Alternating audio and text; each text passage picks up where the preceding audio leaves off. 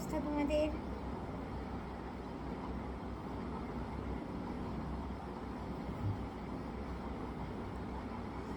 আচ্ছা, তোমরা বলো তো, তোমরা কি আস্ত একটা মুরগি কখনো খেয়ে দেখেছো? আমি কিন্তু খেয়ে দেখেছি।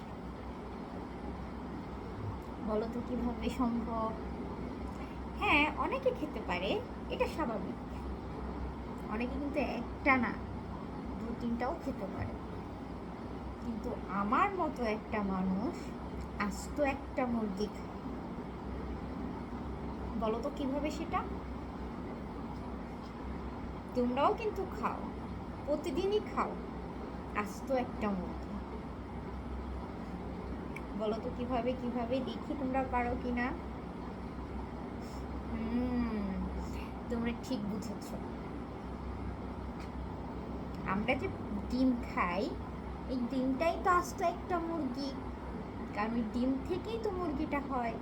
ডিম ডিম ফুটে বাচ্চা হয়, বাচ্চা থেকে তারপরে আস্তে আস্তে আস্তে আস্তে মুরগিটা বড় হয়। তাহলে বলো, প্রতিদিন আমরা আস্ত একটা মুরগি খাই না?